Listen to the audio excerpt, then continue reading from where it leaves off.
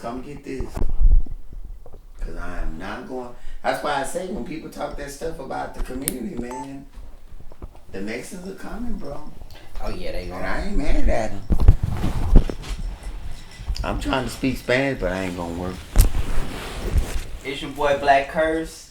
And it's Skinnyboy Versace! Yeah, and this is the Skinnyboy and BlackCurse podcast. What you want to get into? Man, I like your... First, let's talk about your fit. I like your fit, man. It looked like you going to a quinceañera. Or a presentation.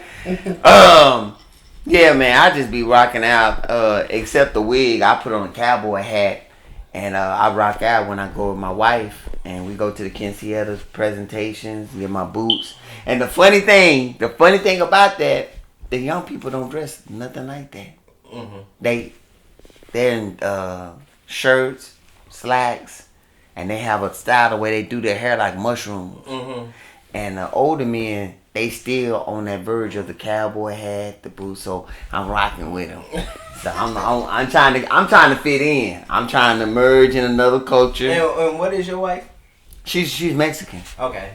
And I didn't know this, man, but when you say Chicano, you know what that is? That's kind of like Mexican American. You hit it right on. That's what that is. Yeah. And when you say, if I see you and I say you Latino, but I say Mexican, they'll tell you, no, I'm Colombian, I'm Venezuelan, I'm Argentinian. And to us, it's like, but that's serious, bro. No. It's real because when I work with some guys, and I just thought they all were Mexican. Come on, man. As for how close we are to the Mexican border. Come on, man. But they're from like Venezuela, Guatemala. What is it? I can't think of the other one, but Central American country. Yeah, Brazil, Chile. Yeah, they feel disrespected when you say you're Mexican. Yeah. Like, no, I'm not Mexican. No. You know what I mean? And excuse me. I always wondered when I was at work, if I noticed that, like, say for instance, Nicaraguan or Central Americans, they link up. Come on. And then they kind of go against the Mexicans, but the Mexicans go against them. And you can tell the cliques. Man, you saying some stuff. Man, if you, my wife or another Mexican that's honest and trying to open about life, tell you the stuff. Mm-hmm. They'll tell you. And a Cuban, he think he better than all of them. Yeah, and they can't stand all of it. They can't stand them. And I'm just like, what? Huh? Exactly. Y'all fighting? Yeah. And the funny thing, Brazilians speak Portuguese. Yes. Almost everybody else speaks Spanish. Mm-hmm. It changes with the culture of the state. Okay. But I'm like, y'all speaking Spanish. Like, y'all, y'all need to think this through. Yeah, they don't. Nah. It's just, and to them, it's like a difference in all of it. No. You know what I mean? So, I noticed that at my job, like literally, and I noticed how they click up, like, you know what I mean, where it's like Mexicans are against these people. And No. And it's weird to me, and this Florida thing that's going on, man. Now somebody said it, but I haven't verified it. Alabama did this. What Florida has done, supposedly, but I'm trying to verify it. But this thing with Florida, see, you do know that Cubans had access to come to this country. If you can fly here, get here, you could be on a road to citizenship. I believe that. Okay, because the communism situation. Yeah. Okay, and now Trump took them off the list of having that opportunity. Mm-hmm.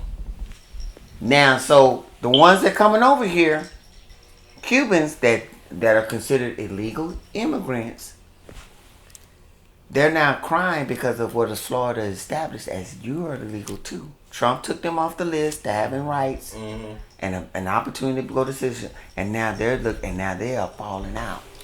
You know what's crazy? I didn't know how much power Cubans had in America. Yeah. Until I went to Miami. Yeah, no. And when I went to Miami, I was just like, oh damn, this is all owned by Cubans. This when you say, you could say Little China, New York, Little China, San Francisco. You can go put a Little China almost anywhere. Richardson, Little China. But when you say Little Havana, it ain't no Little Havana somewhere else. That's Little Havana, and they are situated. And also I talked to a guy too. When the Europeans left Europe, whether they was Nazis or whatever, and they went to South America, that's white mixing. And you could tell, like, you see a native,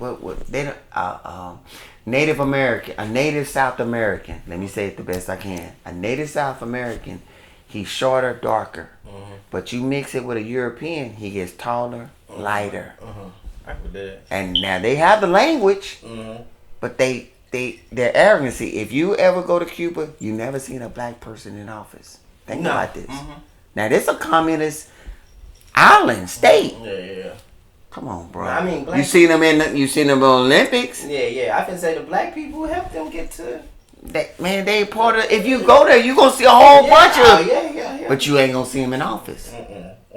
So, you know. I always wondered about. Well, I ain't gonna say I always wondered about that, but because you know, with black consciousness in America, okay, it could be very confusing if you don't know history. Come on. Don't know. Talk to me.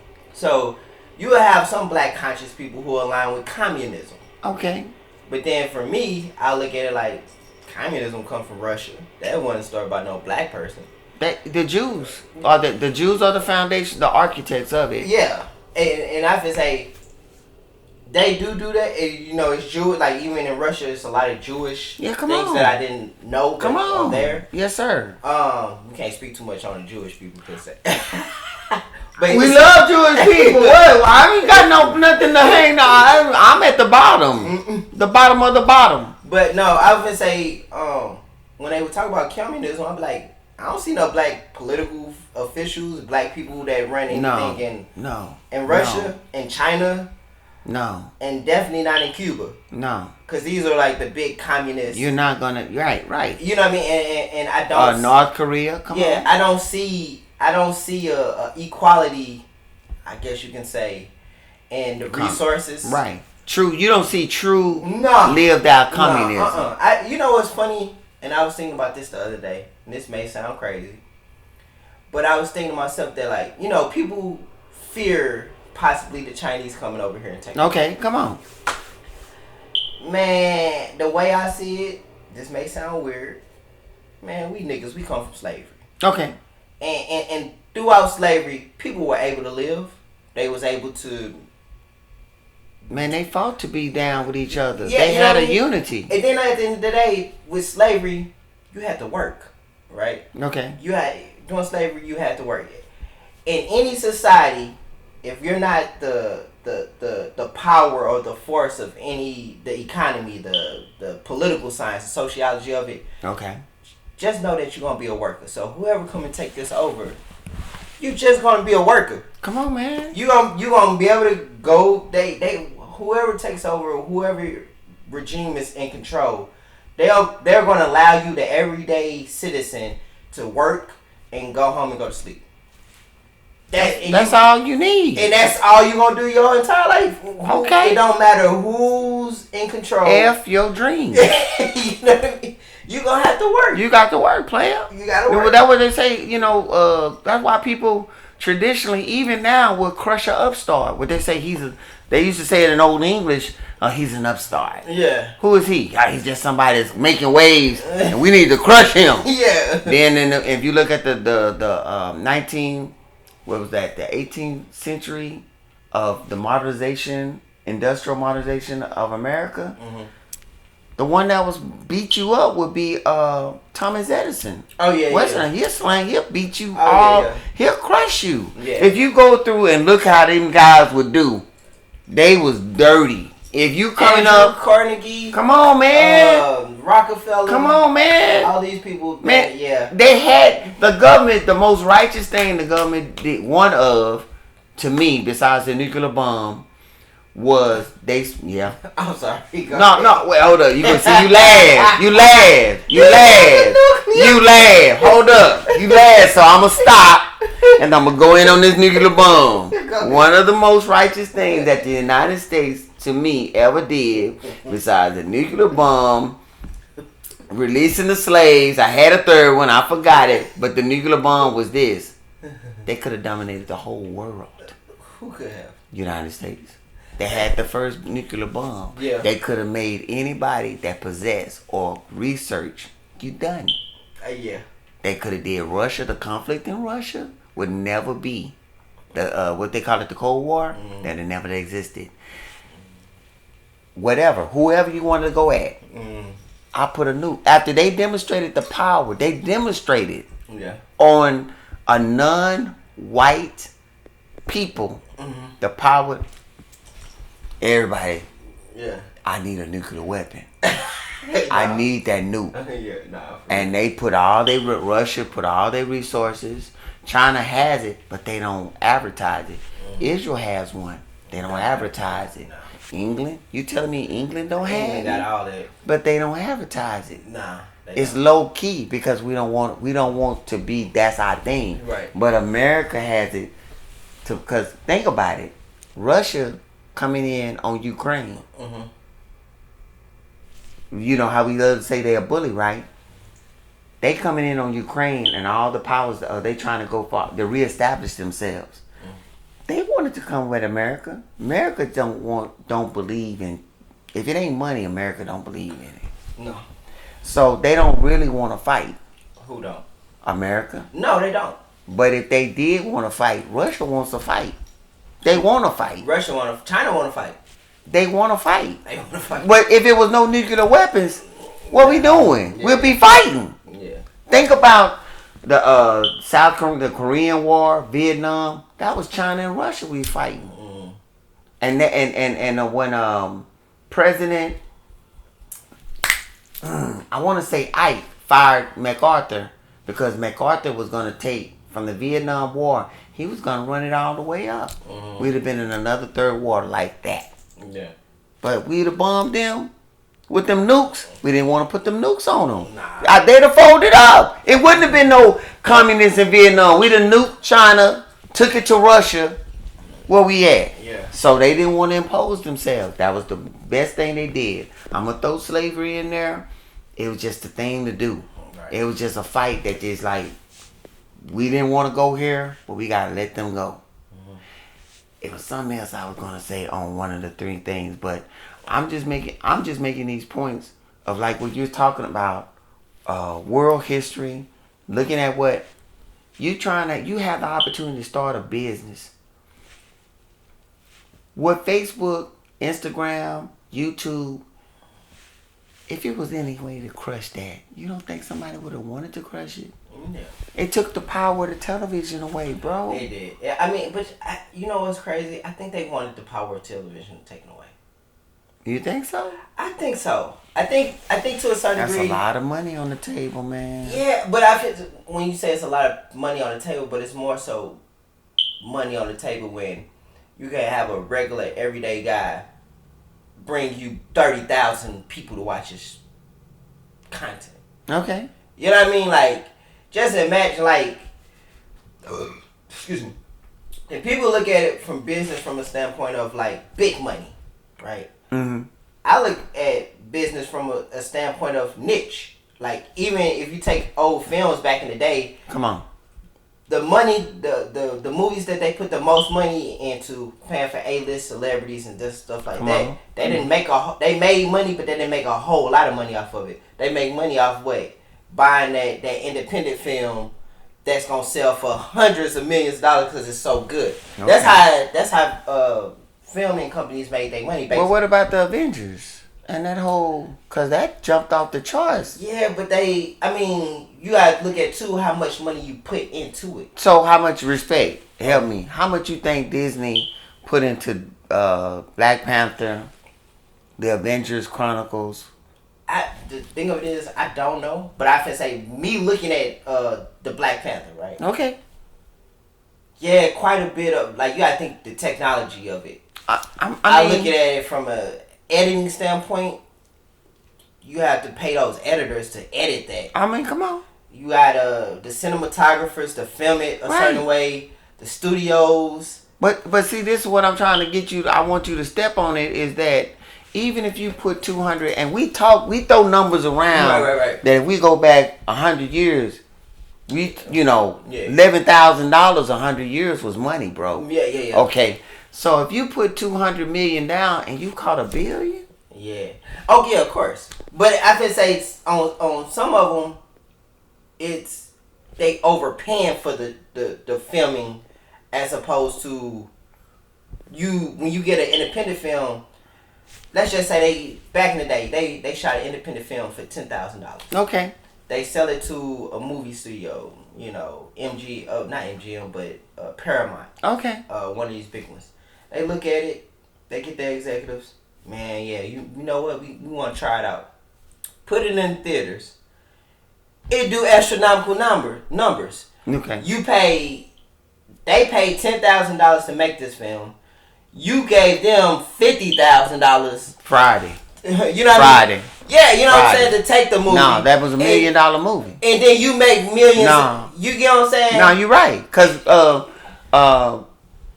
Ice Cube would have been like, he'd probably been on his way to being a billionaire or something. On that one movie there. Exactly. But they talked him into using their money and they bought the film. Exactly. That's the game. Like, in business and life, you want to pay as low as possible you possibly can for something. That's the truth. And then you want to sell it for as much as you can possibly sell it. That's capitalist. That's business. I capitalized on the situation. Yeah, you know what I mean. That's how you want to treat anything. You know what I mean. And it was a dude at work. We was talking or whatever, and he was like, "Man, I want to get this Bentley. I want to get these houses. Just talking." Come on.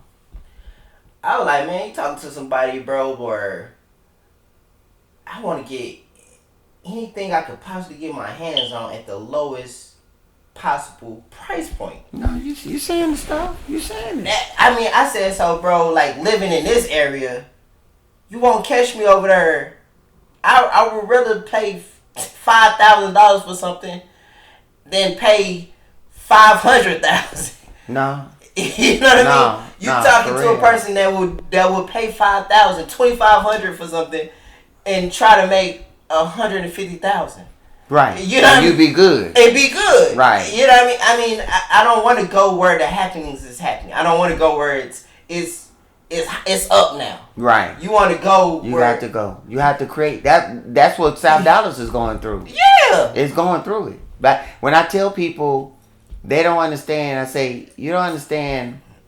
I'm talking to my daughter about fashion because she's a fashion designer and everything, and I was telling her to go through Coco Chanel, Versace, Karl Lagerfeld, go through the history and learn they ups and downs, whatever. Because everybody think what I want is gonna be, and you don't know.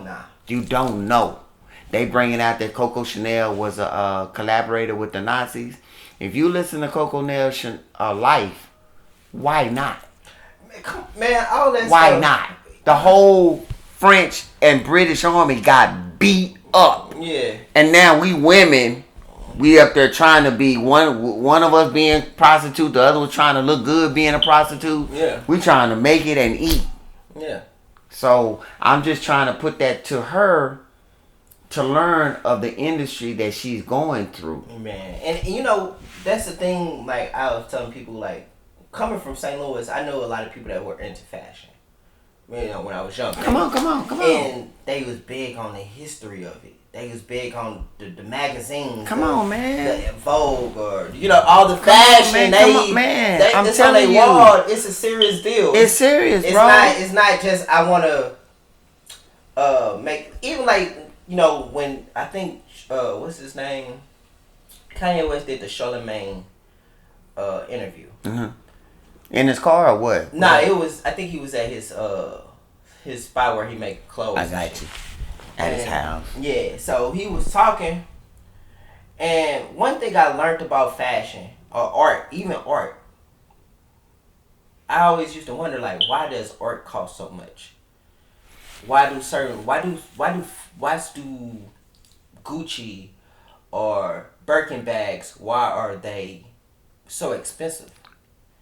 It's not really based off a name. You don't think so? You don't? It's based off of the craft. And when I say the craft, and the reason why I say the craft is because like when he was talking about, I think Kanye West was talking about like Birkin bags. Mm-hmm.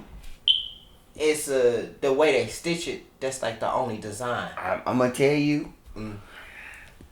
It's mamacitas. I mean Africans. It's Chinese. Yeah. You can put them on it. No, I'm gonna say. I'm telling you, it's such a brand. And if you, that's what I'm saying about go back to what Chanel was and how she got to where she was. She was just starting out doing the woo woo, and she caught a wave and she rode it. Now, because I'm going through this with my wife, man. Yeah, I'm going through this with my wife. Well, what I was gonna say is like when you take fashion, right? When you take these people who are call themselves fashion, if they wear some jeans that come from a certain place, okay, Gucci or this, that, third. Okay, you don't know because we not into fashion. That's probably the only piece left of that fashion design. That's the value of it. It's the only left. It's the only piece that, and it's stitched. You know what I mean? You have to, I'm telling you, because if you can make people, it's the emperor and the wardrobe. If you make anything you have, because that's what I just learned about Gianni Versace. They all started out humble, but they caught a wave. They rode that bad boy. Yeah. They rode it harder than what cocaine is. And they created a brand that you wanted. And when they rode it, Versace rode in with rappers. Yeah, they didn't put it in this thing, but he did. We didn't see when we saw Tupac and all of them. Man, we was nice. We was nice. Yeah. I raised up in the 70s, so I'm looking at man, that's the 70s. But put Versace on it, and that was on sale, $400 shirt. Yeah. So he made you want to be. When you saw, he knew how to market himself. You want me. You want what I have. You want my look. Where you get that from? Oh, that's Chanel. Right. That's Versace. It's your image. And then if you can put something more exclusive. I'm telling you what, my wife showing me, she opening up the curtain. I'm going in myself. It ain't just the material. No, it ain't the material. It ain't the material. These people are cutthroat, bro, because they own something. Yeah. Like one of them took fur, and he made a hat. Yeah. And I'm telling you, this is ugly. But that's the thing. That's what I was saying. Like it's only that one type of hat. Think about you said fur, right? Mm-hmm. Fur ain't cheap to get. The gimmick though he did was already furred out. Yeah. Like he took it from other places and put it immersed. It's kind of hard to say, for instance, like when Kanye West was talking on one of his deals, he was saying like, cause the sway. Yeah, you ain't got all the answers. He was saying you ain't got all the answers. So he was saying, sway, man, listen, bro, I gotta get in this fashion world. They gotta let some of these doors open because they paying $10 for fur. And they trying to make me pay $35. You making my point for me. You making my point. You making my point. Yeah. So I'm just making the point. You can get something cheap, but how do I make you want it? If I put Prince, Michael Jackson, Brad Pitt, if I can get them to be my actor, he was a young white boy, Tommy Hilfiger. He was a rapper, white boy rapper. He's now in movies. Mark Wahlberg. Yeah. He was for Hilfiger. Hilfiger blew up. Now we ain't on Hilfiger so much. But my point that I'm just saying, make something delicious. Make something people like. If you can, quality, put the quality. But you can still make them overpay for the quality. Yeah, and that's the point. Like, for instance, like, what I took from there was that, like, okay, because people talk about how expensive Kanye West shoes are. I don't understand it. But I can say it makes all the sense in the world to me because he just told you, bro, I'm trying to get into this world so I can pay $10 for fur where they trying to make me pay $45 for it. Okay. That's why I'm charging. You're making a point that's now because it's a blockade. Yeah, that's why I'm charging you $500 for these shoes because I'm trying to come up. I'm trying to be Nike, but I'm telling you, I want to put some fur on some shit. I want to put whatever raw material, whatever. Like I'm trying to put it. Hell, they probably paying $2 for cotton. I'm paying $30 for cotton. No. If you put it on the blockade, because like you go to weave for women's hair, black women don't own it, and that's $1 billion business worldwide. Chinese own that. Yeah, it's like at the end, like I was just saying, like even with let's just say they pay $2, and you know how it goes. Like it's like if you a hustler or you a person, if you constantly coming back and you buying your ounce of weed. Okay, come on. Sometimes you catch a cheaper price.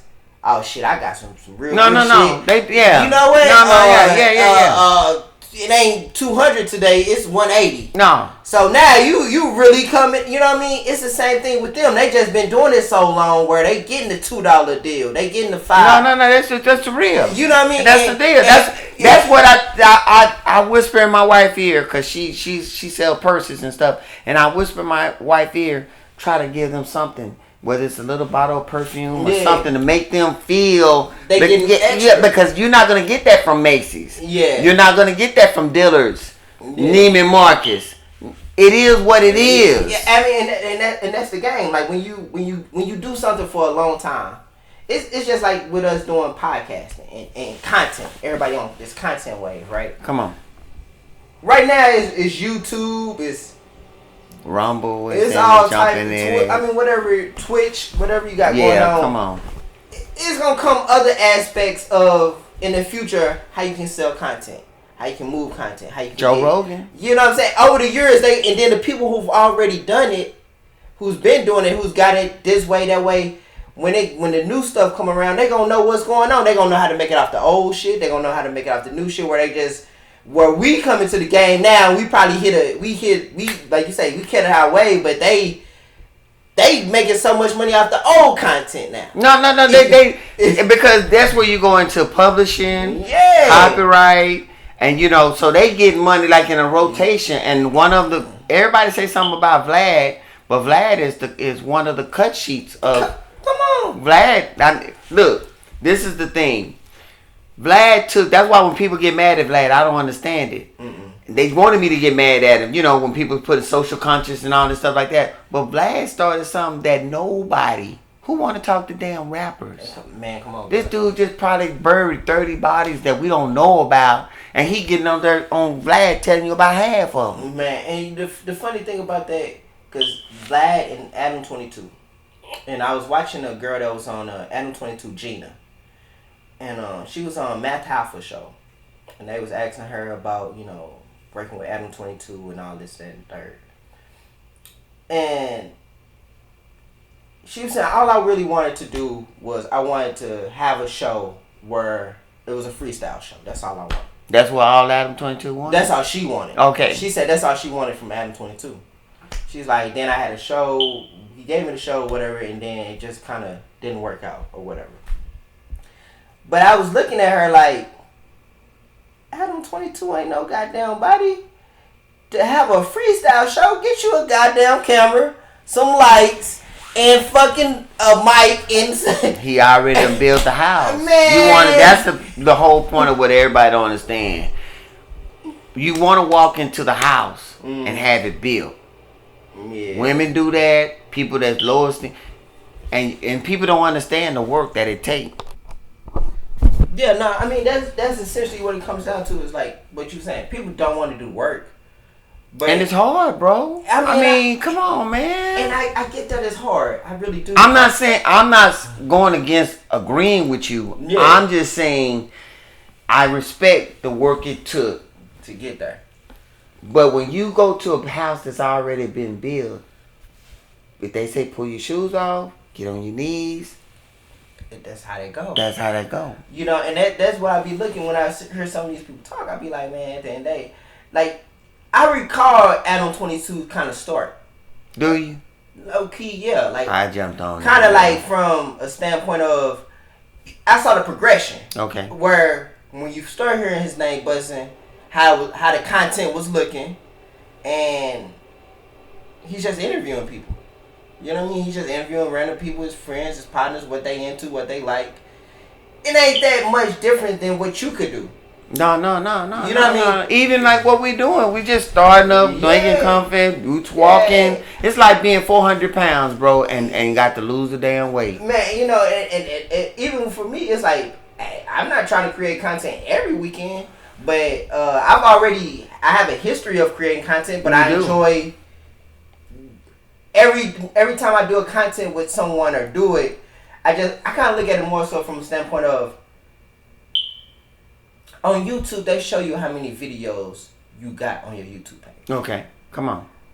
I like Joe Budden. I think Joe Budden got over 2,000 videos on his page. Oh, wow. You telling me something. Yeah, I look at stuff like that. That may sound weird to some No, because people look at the numbers. No, come on, man. They look at like, oh, man, you know, he doing the numbers.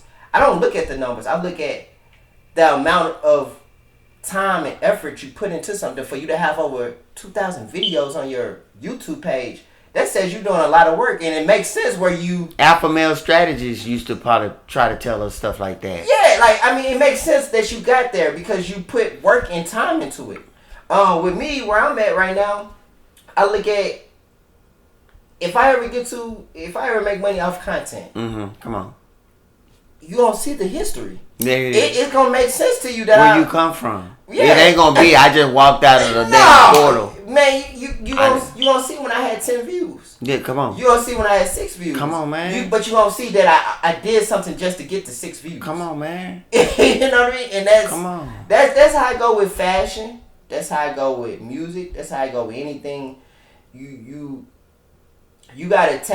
gotta make it at a very low price point. But see, and that's why I wanted her to look at the history. Yeah. Because people don't understand the history, and they don't understand what it took for America to be America. Mm-hmm. You know, I'm making the point. We so stuck on slavery. Nah. Yeah. I mean, I know it was bad. I know it was hurt. Somebody was talking about Florida and stuff like that, and I was being silly, and I said I came on a boat, and it stopped me. And I was going to put that up there, but I didn't put it up there. No, I did put it up there, but I thought, I didn't come on no boat. No.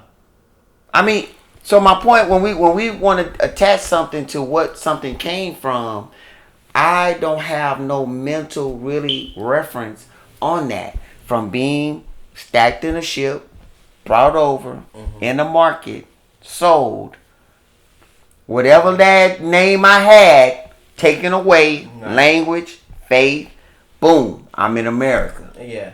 I think this is what you have to look at the history of it, man, and understand that. I think, like, with African Americans, I think it's very important to understand how to interpret history, and also to, I guess you can say, be analytical, critical. Try to. Don't be emotional. Don't be emotional. And I think the point that I look at it as is like something as simple as this. You know, blacks could not own land. Come on now, bro, talk. At one point in time in America, we couldn't own land. Vote. We couldn't vote. We can do.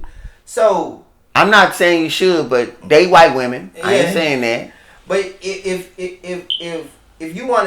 you look at history and you interpret history from that, right? Okay. That black people literally couldn't own land. Come on, man. Nobody's stopping African Americans from owning land now. Bro. So if you were to own land or somehow come up on owning land in America, you will already uplift the race. Man, come on, man. You already...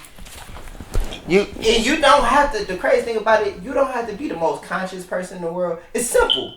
It's a simple understanding. It's a simple, man. It's a simple... I read that black people couldn't own land, so I own land. I own land! You know what I mean? Even with the if you take music, you take content. Everybody talk about the Jewish people owning the black people. They did. Oh, what? I mean the music. Oh, okay. I was gonna say what? But the point that everybody talk about this, right? Okay, right. it's as simple as, okay, that's a history. Bro, what is? Okay, so we take the history of they own the music, they own this. Let's own our music now. Come on, man. It's that simple. Well, come on, man. That's where I get confused with like African Americans, where it's like, if you gonna look at the history, make it mean something, make it like interpret it in a way to help you. Okay, I'm glad you just put that. Was Cleopatra black? That's a funny thing. Okay, come on, come on. Egyptian culture, I don't know that much about, but I will tell you this. From what I've known or what I've read, the Egyptian culture was started with like us. Okay, come on. Like it, and from what I've heard, Egyptian culture was like the United States is today. Well, keep it going. And people from all over the world wanted to come to learn. They were immigrant. They wanted to. So it became a lot of intermixing. Okay. From Europeans, from here, from there. What's it called? You got the Afghanistani people looking. You know what I mean? You got all these people right Iran, here. Afghanistan. Yeah, you know, they come into Egypt. I don't know if Cleopatra was black. I'm gonna tell you honestly, if you trace it back, it ain't a conspiracy. She was not black. Okay. The reason why she was not black, when Alexander the Great came through and conquered, and he went as far as he could go, bro, because he wouldn't stop. Right. And when he set up through Afghanistan, all of that stuff, he set up Alexandria's. One of them, the one that exists that we all know is Alexandria, Egypt. Exactly. Okay. So when he died, when he had to turn back around, went back, they supposedly poisoned him. They say, Alexander, who should get your kingdom? He said, the strongest ones. The generals broke off and took parts. One of the generals was Ptolemy. Ptolemy, and me and you had this conversation about this. They think about it. I'm telling you I'm a god. I don't look like you. Yeah. So I'm selling this to you. And if I'm a god, I'm not going to marry nobody that look like the people that I conquered. Right. Because my blood is so divine. Okay. So my point is, he had a dynasty that lasted, they saying, well over 300 years. That my point. And they intermarried. It was it's the Rockefellers, I think, was doing that too. And you had even broke that down to me, to keep the power within the family. What's they called? The Europeans did it so much. Yeah. France, England. By the time they was cousins to each other, bro. Yeah. So you're in Egypt, in a black heritage culture that you've dominated on prime real estate. Right. I'm not trying to delude myself and marry into y'all. I'm trying to keep things in house. Yeah. Honestly, brother, she was Greek. It's other black queens that have existed. And I think that's the issue that I think is like weird. Is that like when it comes to us, we want the history to be. We want to be in it. We want to be in it. It's like, to me, I don't like. I always hate it when people say we were kings and queens. Now I have a dude that honors me like that, and I don't like it. Yeah. I don't like it, bro. And like. And we begging. And like I say, for me, with kings and queens, I always look at like, king, for me personally, I really wouldn't want to be a king. And I the thing of it is, I think of it like this. You have, let's just say, we take the United States government. You have the president. You really think the president is so smart that he's making all these decisions for America? It's a machine. It's a machine, bro. So the general plays a role. The economists play the role. Come on, man. All these different factions of the government, machine, man. They play a role. Those people are important. You don't. And everybody coming up to the microphone in the White House, I'm the president. Yeah. I'm the president. Then they delude what the president is. Yeah, it's like, for me, I don't see the.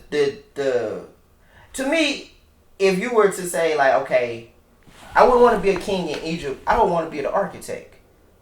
because we always talk about the design, the buildings, It's a street that a city engineer put where he got all his kids' name on the street that you don't even know about. You wouldn't know about, but even like for instance the pyramids, the architecture. Come on, man. We still talking about this to this day. And we trying. We don't say nothing about that person. But we'll talk about fucking Cleopatra. Come on, bro. Right, that word to me. And there was many pharaohs and stuff. It's a hard. We stuck on Cleopatra. You know what I mean? And she had. Come on, man. And that's where, and like I say, with the Egyptian culture, it was one thing that I've known, what I've read, and I've saw multiple sources, is that Egyptian culture was the foundation of the ones that white people talk about, Asians talk about. But you can go there and say that. Yeah. And because you're saying the stuff. Yeah, I mean, they all. It was an intersection of all life almost. Commerce, traffic, power. You hear the Bible. Jesus going to Egypt. Yeah. Egypt threatening the kingdom of Israel. Egypt was a world power at the time. Yeah. You know, and it was founded on black people. Come on, man. So, like, for me, just that alone, I look at it like when you talk about a George Washington, you talk about how great America is. We talk about these dudes' name. It's dudes that started that we don't know about. You know what I mean? And I feel like they are way more important. It's more important to figure that out as opposed to talking about the intermixing of the Greeks and Egyptians. I don't see the pause on that because it was greatness. Yeah. And if you honestly want to get into it, it's so many black people that we're not talking about that was so incredible that blah blah blah. Yeah. So we stuck on this beauty queen or whatever she was. We stuck on kings and queens. Like kings and queens ain't shit, man. Like political presidents and all these people are not. They are not all that. Okay, I'm gonna tell you this. I'm glad you said it like that. You can tell when something is so incredible. How you tell? Attila the Hun, when he was killed, the Huns dissipated. Mm-hmm. When Genghis Khan died, the founder of the Mongol, it took almost 300 years before that dissipated. Mm-hmm. He united them. That's power. That's power. When you pinnacle on a person. Cleopatra didn't stop nothing, bro. Nah, heck no. She didn't. She was a pinnacle point for her own personal thing. We should be stuck on the dignity of our personal lives. Right. Okay. This is something I want to go say on this. I want to speak on this. Is that this is something that I think when we look in our lives in America as black people and what have you, is I really believe, and instead of us saying we're kings and queens, we should be so mad at the power of the white man that I'm a good father, that I'm a good husband to the best of my, and that goes to the woman too. But I'm making a point, because we're. The white man don't want me to be a father. We should be that, bro. Yeah. I mean, it's the same thing, too. Like, I think of it like when you go to work every day. Okay. Just have some pride, some dignity in what you doing. Come on, man. Every single day. And somebody be like, why would I do that as a black man? That's how you gonna keep food on the table. Come on, That's how you gonna provide for your family. Come on, man. Man, all you niggas got kids. Man. Come on, bro. Like, you gotta... I'm gonna tell you something. The pride, if you meet you an older black woman, and if you haven't experienced this, you're gonna notice it. Meet you an older black woman, take her out to eat. Mm-hmm. She gonna be pissed off. Mm-hmm. Why? Because she said, I cannot cook these. You giving me dog slop. Right. There's a pride in, I got skill. Yeah. You bring her, if you ever meet an old woman, you're going to meet an old woman that cook. I'm making a point. But if you meet one that do clothes and you buy her and she like, I can make her dress better than this. Yeah. That's the pride and the dignity of work. Yeah. And I think people, we want to talk about this boss stuff. they take the pride out of the worker.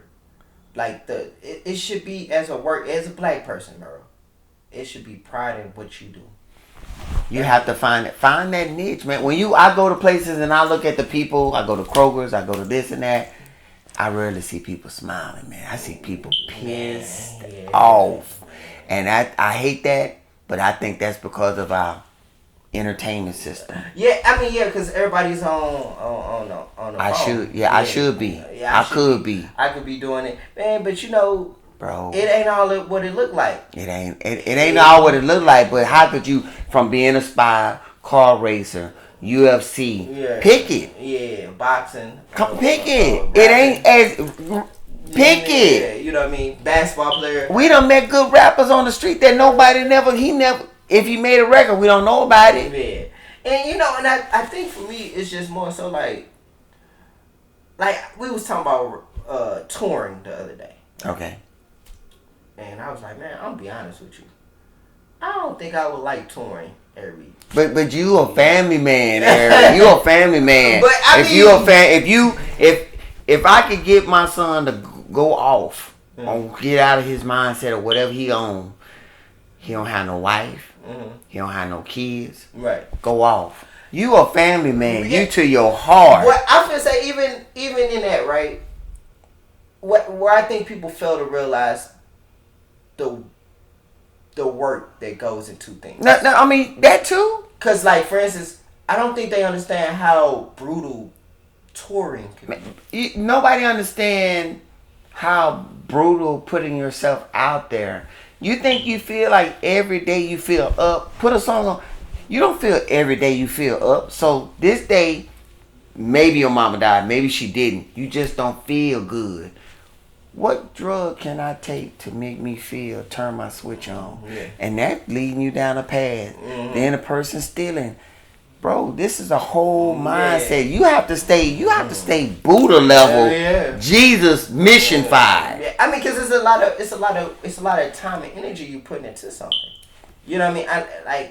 I just think that I don't think people understand how much time and energy it takes into touring. They don't understand. To doing interviews. You don't. That's to creating the music. That's the thing I like, that when we get the opportunity to look into YouTubes and stuff like that and Twitter and get to see these people live, and when they talk about it, we kept Lil Wayne in the studio. Right. We made Lil Wayne think it's no better place to be. When you go look at Michael Jackson with Quincy Jones, they was getting on each other's nerves, man. Yeah.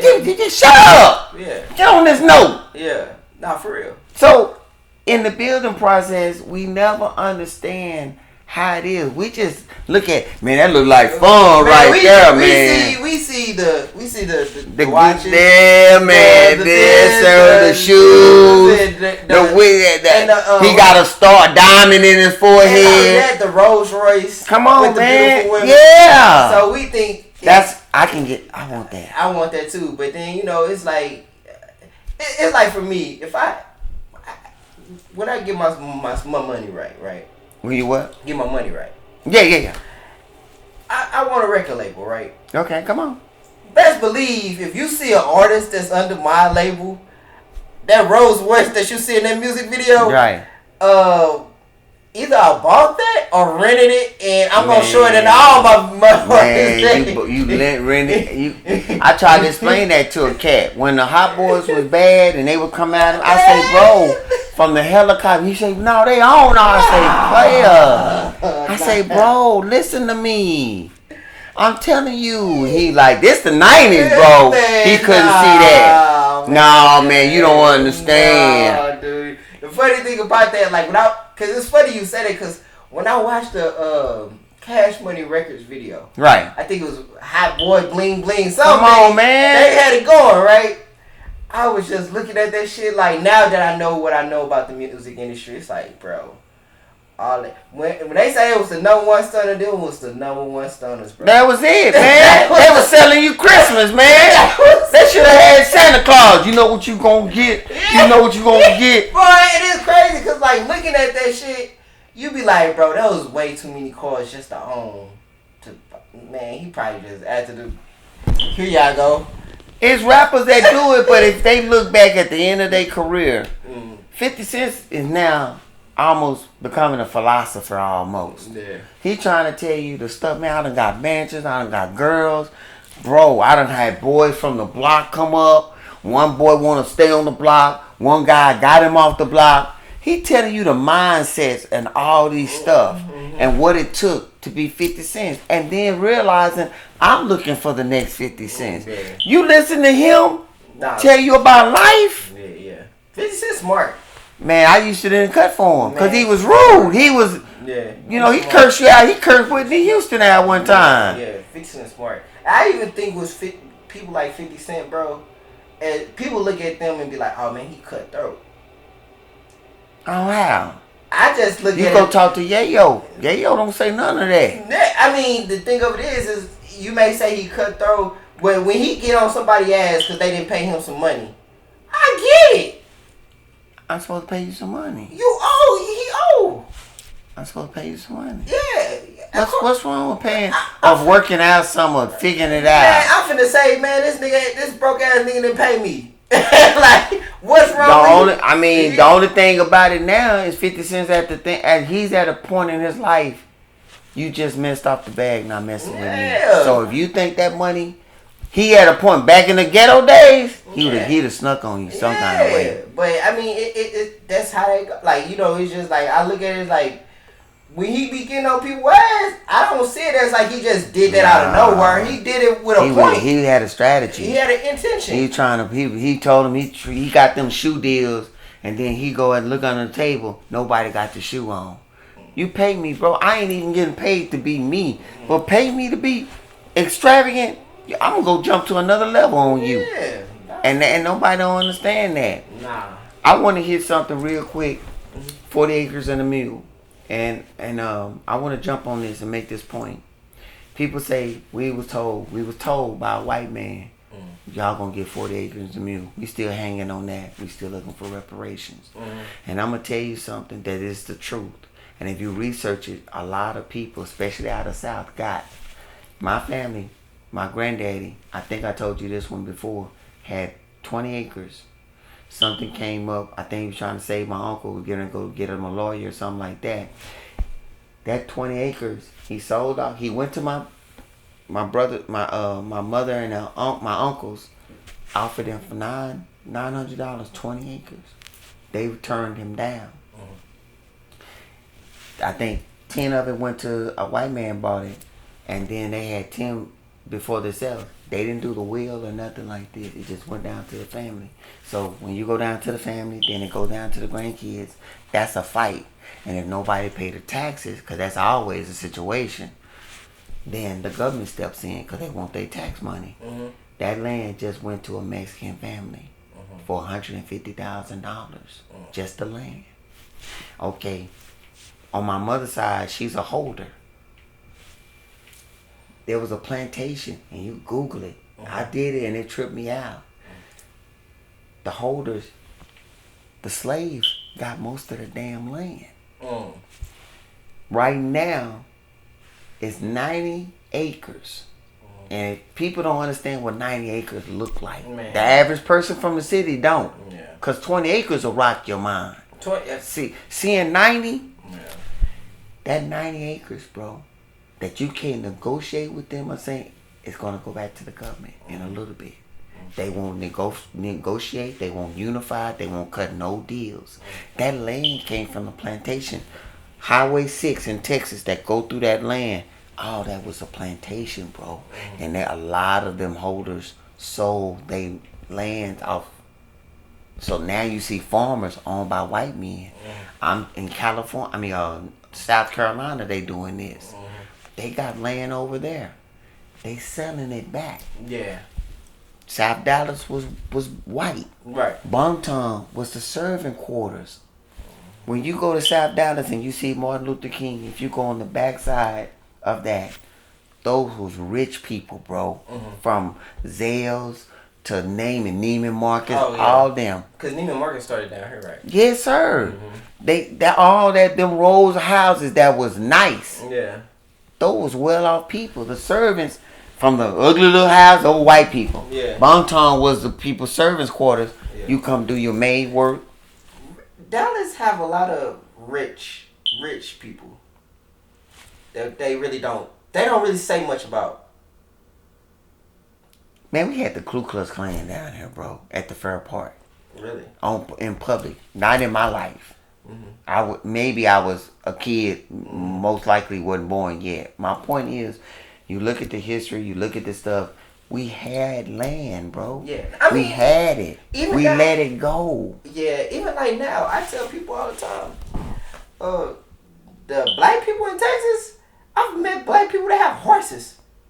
Come on, man. I ain't met them back where I'm from. Come on, man. Like, nah, you know how hard it is to keep a damn dog over a horse? That's what I was telling somebody. I was like, the upkeep? Bro. I said, one of my sister friends, they had 2 or 3 horses. Like, I was like, wow. Man, you gotta... And these black people, like, you catch some black people down here where you be like, yeah, y'all got something. I mean, come on, bro. I can go to Bryan, Texas. Bryan, Texas by College Station. On my grandmama, on my old man side, they the Bryants. Mm. They got land down there. And one of the lands, I ain't never seen this before in my life. His kids have a house. Mm-hmm. Like almost like an acre apart from each other. Yeah. Where you see black people? Nah, and that was, this my daddy from this. And people, here black people, I wouldn't want to live on my... You ain't got a daddy that left you nothing. We don't leave each other nothing. I'm in a will of my mother because she had enough sense to marry a man that's decent. And now because of him, I have property that I can maintain, pay my taxes, and hopefully pass it on to my son. Mm-hmm. The stuff that people told me to do, build a trust, I got that from them. Credit, a white woman on television told me about it. All the opportunities. You couldn't even have a credit card. Mm-hmm. My homeboy, Tracy, went and worked for the post office. He make about $80,000 a year. His daddy still living. That's unheard of. Mm-hmm. How in the hell? You know how you have to get over bitterness? You know, just, you like, damn, why am I mad? He was mad like, how in the hell you do that? Mm-hmm. We've gotten opportunities. We doing stuff, man, that's rocking worlds. We going overseas. Mm-hmm. Yeah, no. Bro, will you tell me going back 1960 who went to Panama, Brazil, anything, the Bahamas, Cuba. In the 60s, who was doing that? You go talk to your granddaddy and say, granddaddy, you went to, boy, in a war? Yeah. Bro, back a chick from Korea in a war? Yeah. But when the opportunity we have now, we still talking about reparations, bro. Yeah. You have the opportunity to get it on.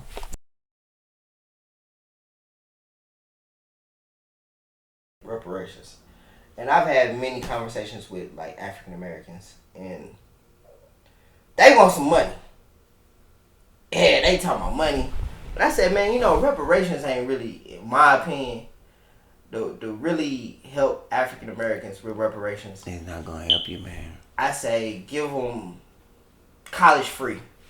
What is it called? Give me a loan where the interest rate is 0%. Okay, but if businesses, the first year of a business have the 80% failing rate. Right. Why is that something I need? The college is on you finishing because you have a criteria. Right. Right. I hand you money, bro. You gonna tell me, I'm talking to you because I'm gonna tell you about me too. You tell me you done had like $10,000, $20,000 and you did it right by that money. No, and that's the point that I'm making is that I don't think it should be money because money you could like if you say think about it like this, Jerome. Your reparation is we gonna pay for your college to go free, right? Okay. It's paperwork you got to go through. Okay. And when you go to college, it's a lot of work you have to put in just to be in college. Come on, man. And the people who don't be in college, what happens? They don't fill out the paperwork. They don't take it serious. Come on, the man. ones that give a damn, they gonna fill it out. They gonna fill it out. They gonna go through the preliminaries, the hoops. Same thing with reparations. If you say, I give you college free, it's gonna be so many niggas that's not gonna go. Come on, man. But the small amount that do go and take advantage of that, you still ain't costing the government nothing. You ain't doing nothing but putting a productive person on market, man. Exactly. That's all you're doing. It's the same thing with, like I say, a business loan. If you interest rates or whatever, right? Just to get a business loan, it's a lot you got to go through. It's a lot of stuff, so man. It's just not like giving like to me where people like, oh, just giving black people. No, I think if you're gonna give black people reparations, it has to be something that they still got to work for. And to access it. We don't economically. We mad about the immigrants coming to this country. Yeah. We don't have the budget. We honestly can't even afford. If you look at our defense program, look at all our stuff, we can't afford to give out no billions of dollars to nobody that we feel like you owe us. You go to Little Tulsa, Oklahoma was destroyed. Other places, Sloan, Texas, blah, blah, blah. Okay. You want to work on that? Because that don't mean everybody get it. If you want to work on them, everybody don't get it, bro. Nah. I mean, even with that, I think even like, for instance, like they did with the Native Americans. Give us casinos. Okay, what but you want? But I feel say. But you look, have you went through Oklahoma? Have you went through the reservations? And it ain't just in Oklahoma. I think in New York they have one. Florida they have one. They decent. Yeah. They not fat on the hog either, bro. Yeah. And you go to talk to them about their problems. They got land and casino, and you still hear problems. Yeah. I mean, I feel like you gonna hear problems from us. But we think like money gonna take everywhere away. It's not. A mindset. If I could go back and whoop me, bro. I mean, I'm talking about when my old man. I don't get along with my old man. He not a good dude. He a sociopath. But when my old man was in the house, my grades was be good. My old man grades drop off.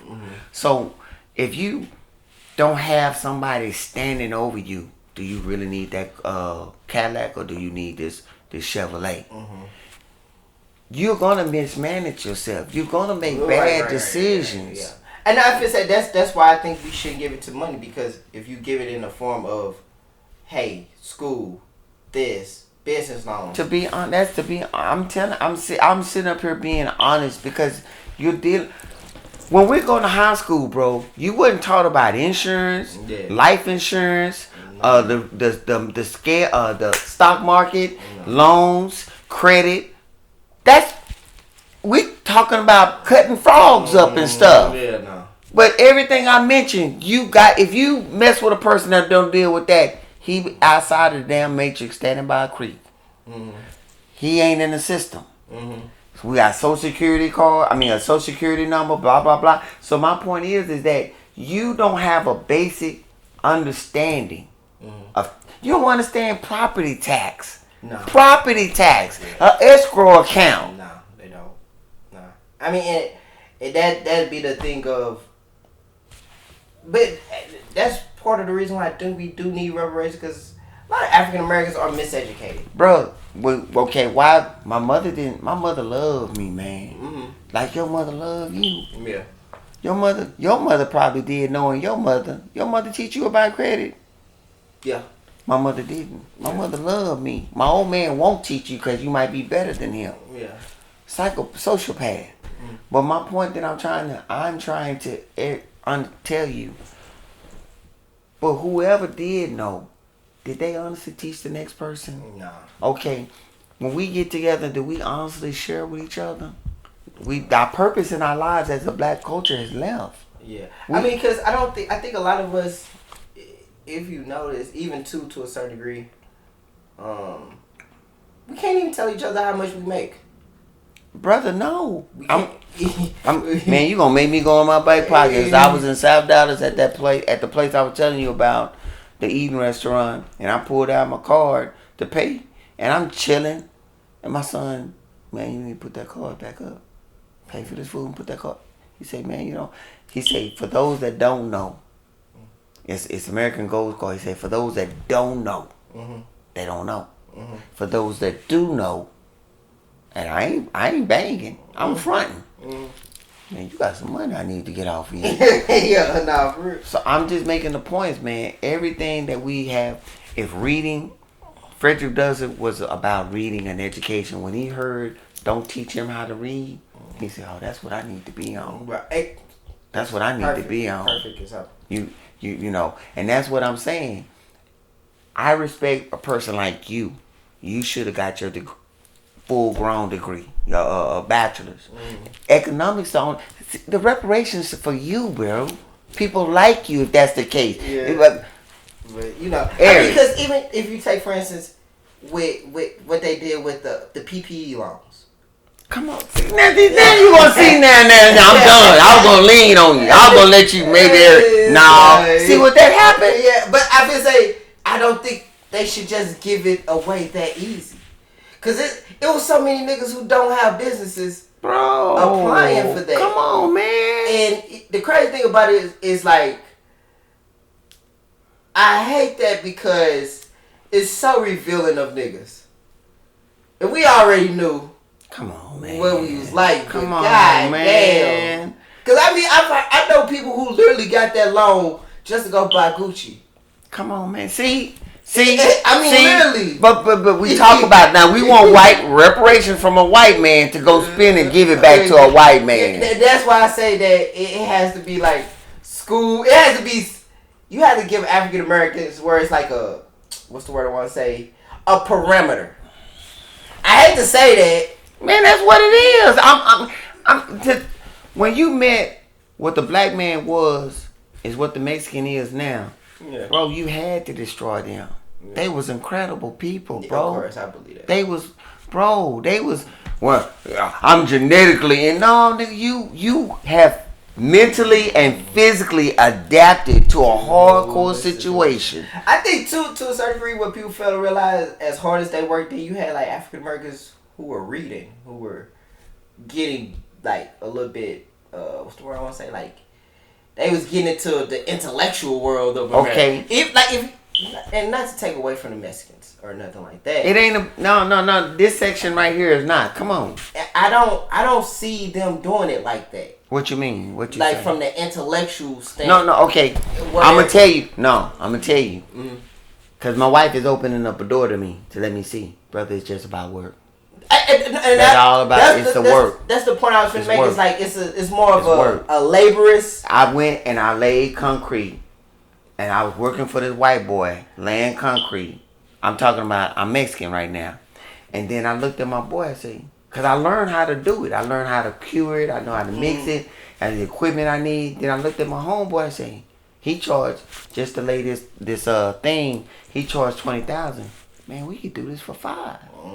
When you go put the piers on the foundation of a house, they charge you $15. Right. It was Mason going around say $5. Yeah, give me $5. Yeah. Give me $7. I mean, and it goes back to my point of like. That's what a black man was, bro. Yeah, of course. But I would say that goes to my point of like buying it from the lowest price point. No, that's it. That's it. That's why people are lying about them being over here. The people is gonna hurt, and the people that got a business. Yeah. You being a poor white person that won't do that work, what you talking about? Exactly. Nah. But the person that won't.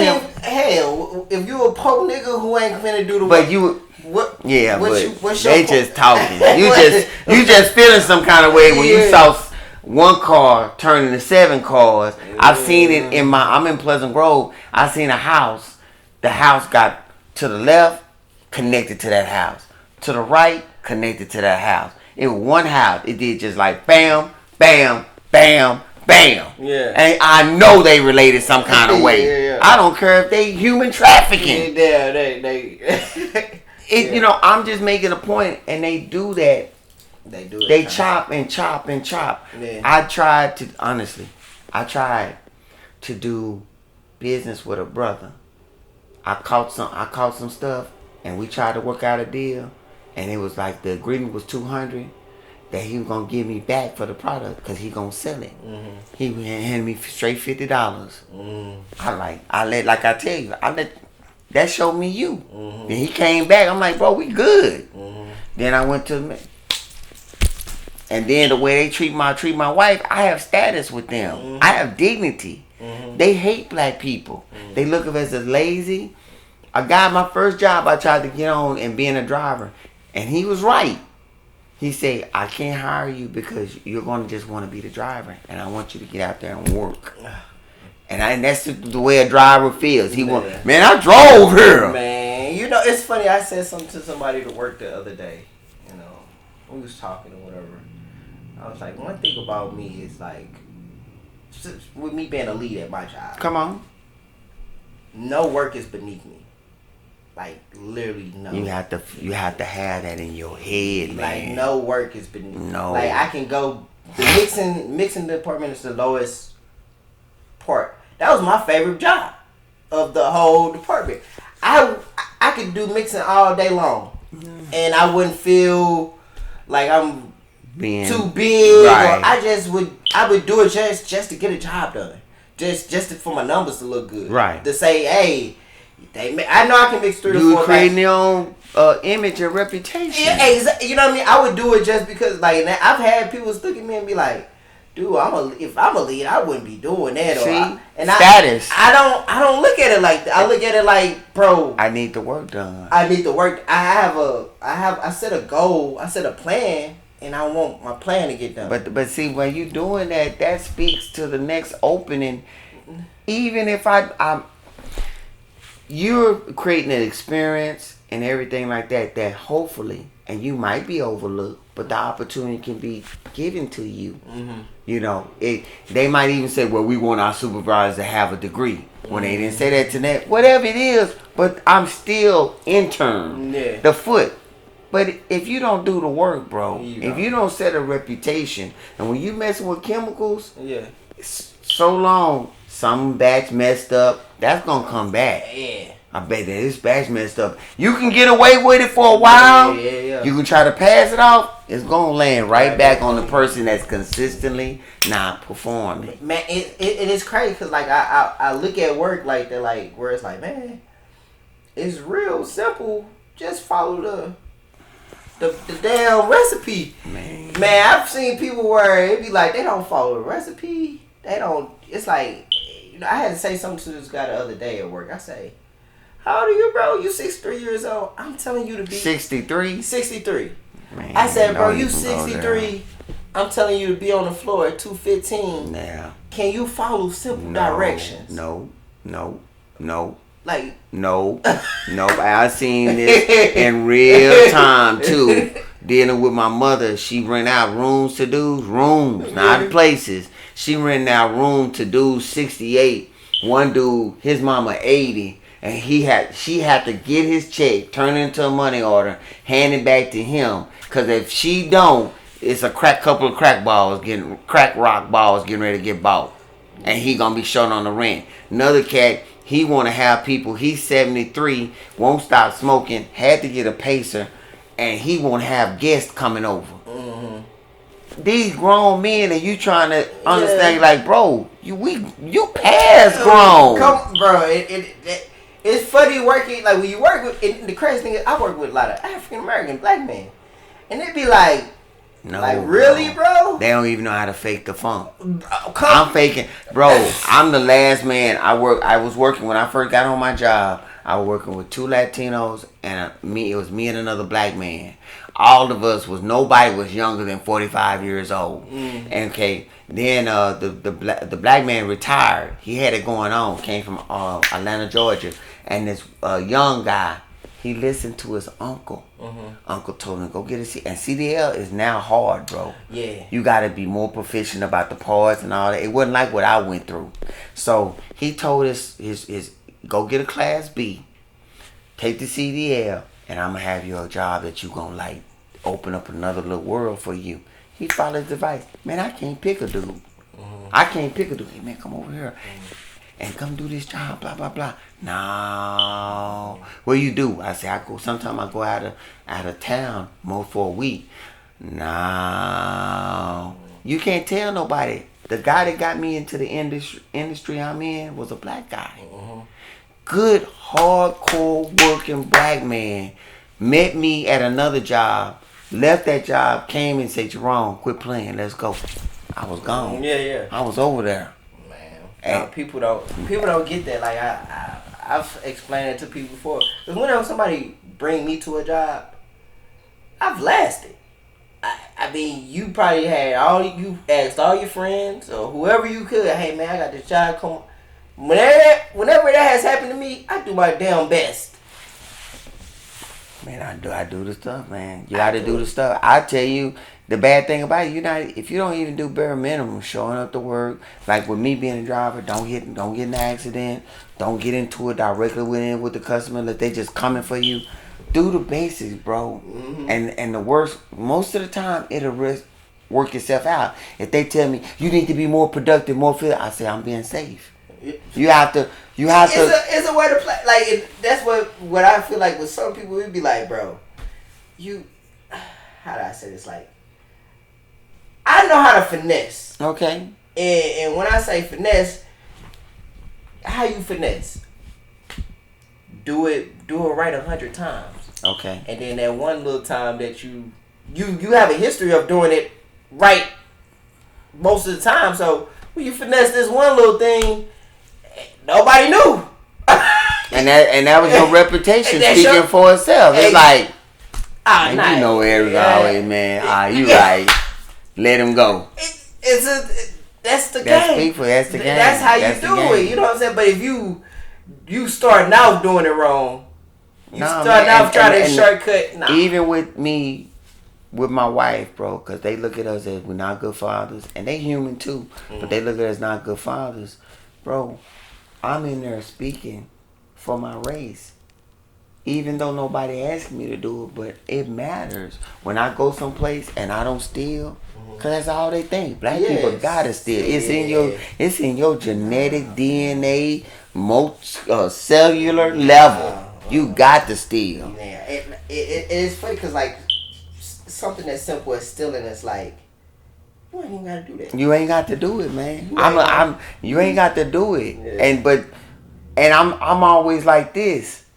One of the ways, cause we was young, we used to steal. Right. But my mother put in there, if they put wherever it is, I stole this equipment, and they say, Jerome, you know what? You going to prison, you're going to jail, but here's your gift. Mm-hmm. And they say, bro, what you in here for? Hey, nigga, what? What does this do? Oh, it is my, volume and system, whether they're set. But you in prison though, bro. It's silly. You gotta look at it. You gotta chop it down. Yeah, it's silly. It's silly. Like it's silly for like I had a friend, man, back home, St. Louis, and he be getting in trouble all the time, man. I remember they have this little thing where you can look up the crimes you do. So like, you know what I'm saying? Family like, man, you see your partner, whoop. Man, they said on his shit, petty theft. That's what he was in jail for. Petty theft. Nah, man. Come on, bro. I'm finna buy myself out to steal some penny candy. Nah, man. man. I worked at a job. It was a pallet company in West Dallas. And somebody came in and and it was a weekend situation. They came in and got the peanut and the bubble gum machine, got all the quarters. And they was the kind of place that hire felons. Oh yeah. And so you know how you give a felon a chance. Yeah. And you say, man, bro, they on a path, bro. Yeah.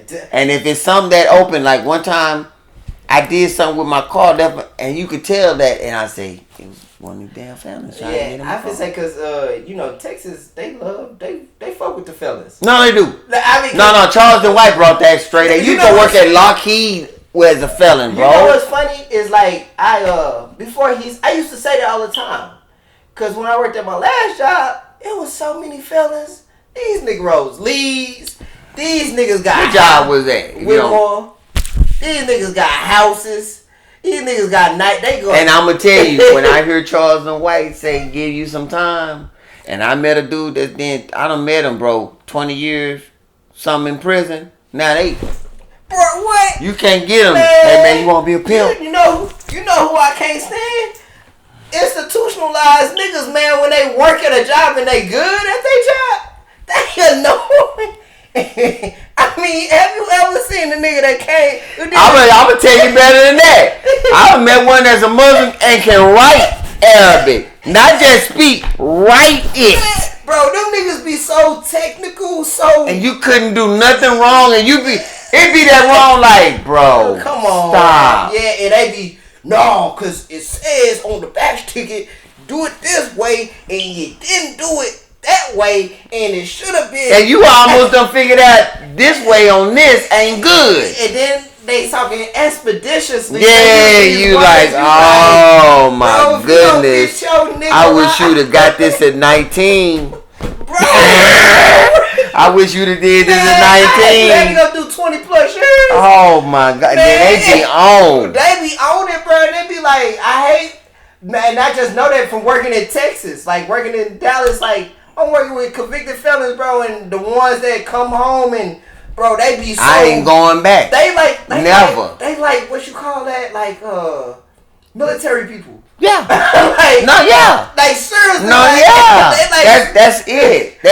And I'm going to tell you something, man. So we saying freedom is a hell of a drug, man, bro. come on. Freedom is a hell of a drug. Because for you to have somebody to convince you, I need you to stand on me, and then when you finally say, graduate from having somebody stand on you, you're really kind of like not free in your mind. You're disciplined to keep your mind from, hey, come back over here, mine. We over here, bro. Yeah, nah, it's crazy. Like, when you see that, you be like, man, every time I meet one of them niggas, I always tell them, you institutionalized.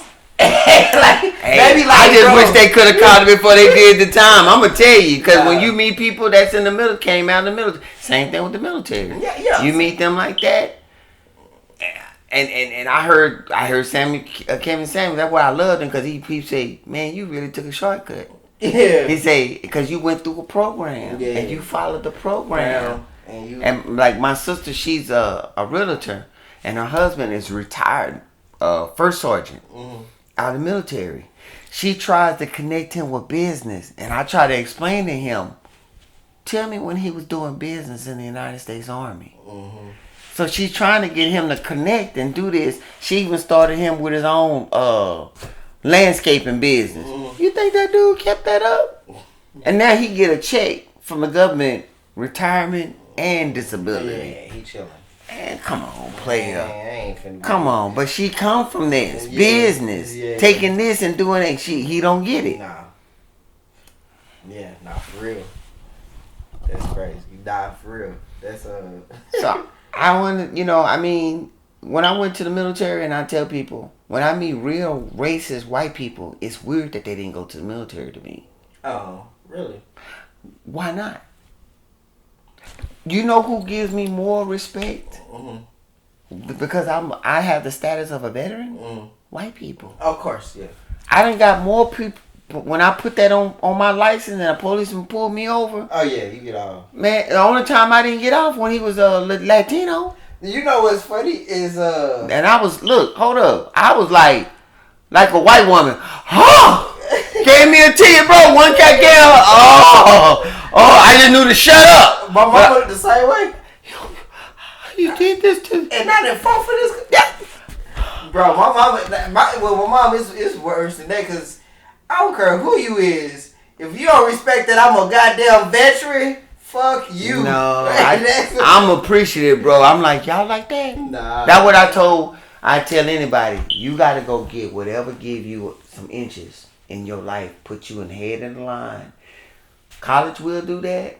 And the military will do it. And it don't add them together. No, don't do that. It's a wrap. So that's what when people say stuff, I say, bro, you couldn't be in the military. If you was a military, you couldn't have an honor.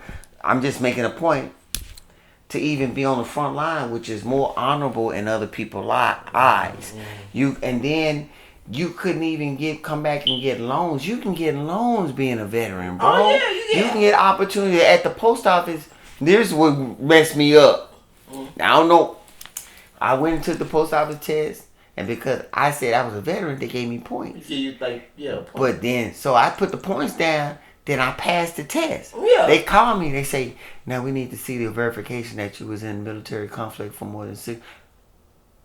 And so I said, well, I wasn't in conflict, but I was in, them points. I said, I gotta get shot. And don't get shot. You that's more points. Yeah. Conflict, being wounded, more points. I knew that because my mom took the test, and she, you know, when she would like, you know, people, because she would take, like, say for wherever she was working at, this white guy was taking it too, and so when the test scores came back, hers was higher than his, but he don't know she was a veteran, and that's the only reason why. My homeboy Tracy, and I'm gonna put it to you like this. To me, what I like about Tracy, and when I tell anybody about the work, Tracy don't vote. Tracy don't care about political nothing. Tracy just goes to work. And when I went to the post, when I finally got my opportunity to work at the post office as a casual, which can lead up to being full employee, I didn't take it because I wanted my weekends off. And they said that. That's what I'm saying. That's stupidity on me. Yeah. And the post office, he even predicted that the post office was supposed to be dead in 2007. Yeah. They allocate still money for whatever reason. They allocate money. Yeah. They paying people $25 an hour. I could say, you know what's funny is like my mama always kind of explained that to me, working there, that it'll never go out of business. You couldn't have told him that, and I see what she's saying. And it should be out of business, bro. Technically. I mean, technically, but then to a certain degree, you gotta think of like paperwork. When my mother, one of my aunties used to say, she used to hustle and scheme and stuff until the fax machine caught up with her. Cause the fax machine, like, you could lie your way and pass something. Yeah. But then the fax machine, they say, hold on, let's get this fax. Yeah. And that person faxing. So my point.